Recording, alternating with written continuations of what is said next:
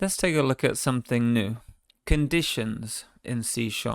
We're going to take a look at the if statement and also the else statement, E-L-S-E for else. And what a condition is, it's something that is evaluated as true or false. Take a look at this. Are you Bob? Is your name Bob? Well, the answer is either yes or it's no. Do you have a dog? You either have a dog or you don't have a dog. Are you 6 feet tall? Either I am or I'm not. So they always have a yes or no answer. So the condition in this case is, are you Bob? That is the condition. You could expand this condition.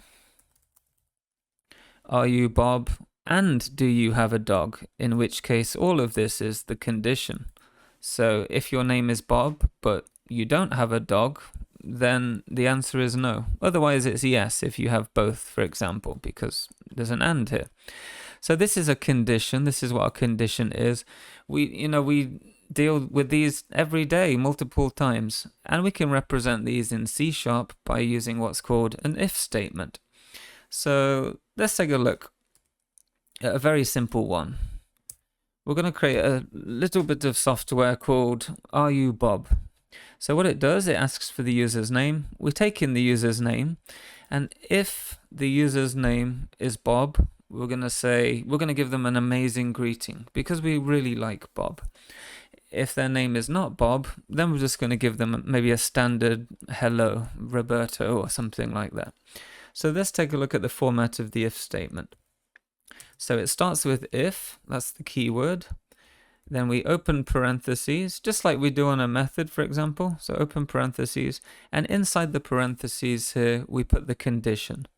So our condition is, well, are you Bob? So we know that the name variable contains whatever the user entered. So we're going to put name. And then we want the equality operator, and that's represented by 2 equals sign. So when you assign something in C#, we use 1 equals sign. But when we want to compare something, we use 2. So we're saying if the user's name is equal to Bob, then we need to do something. So in C#, C# loves these curly braces. So when we have a method, curly brace. When we have an if statement, curly brace. And when we open a curly brace, we always close a curly brace. You can see these ones here match up to these ones here. That's just how the language is. So this is our if statement here. This is the content of our if statement, everything between the curly braces. Now, like I said, if the user's name is Bob, we want to give them an amazing greeting.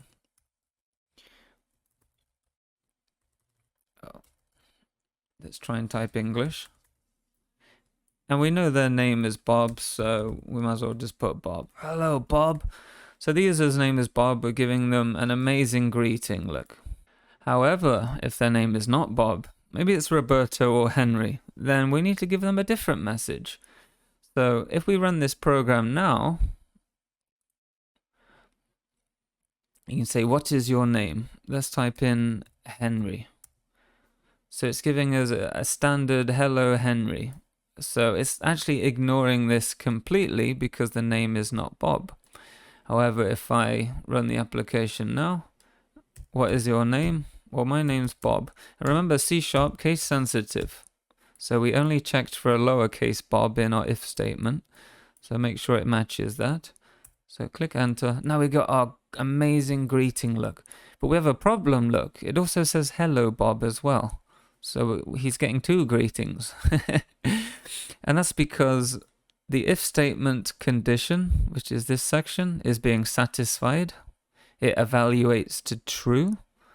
Therefore, this line of code is getting executed. Once the if statement ends, we're still executing this bit, but maybe we want to reserve this greeting for Henry, for example. So therefore, we introduce what's called an else statement. So E-L-S-E.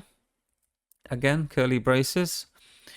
So this section is reserved for Bob. This section is reserved for anything not Bob.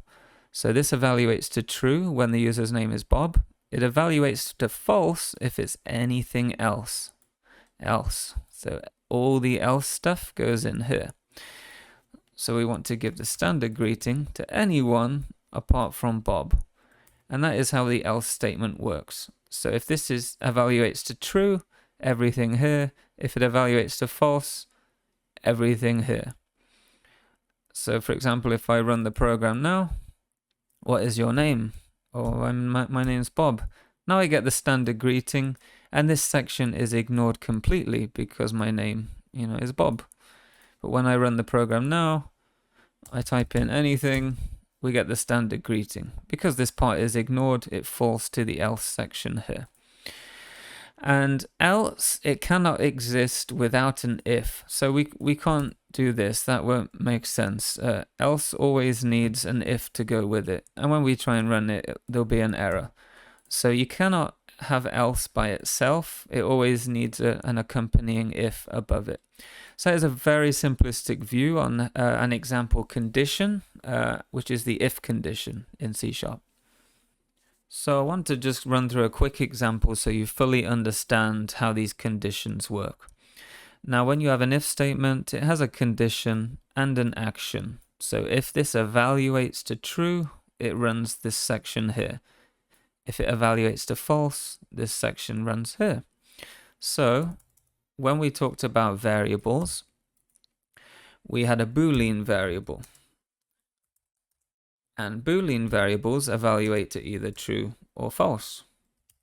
So what we can do, I'm just going to use parentheses. Parentheses are optional, but I think it improves readability. So now we're storing the result of this into a variable called isBob. And then we can put isBob right here. So now, is the name given by the user Bob? And when I say is, I mean, is it equal to the equality operator? Yes or no, true or false. So then true or false is going to be stored in this variable called isBob. So when this if statement is then run, it's going to say is true, is false, is true, if not, false. So if I run the software here, I type in Bob. Hey Bob, you're amazing. It's exactly the same thing.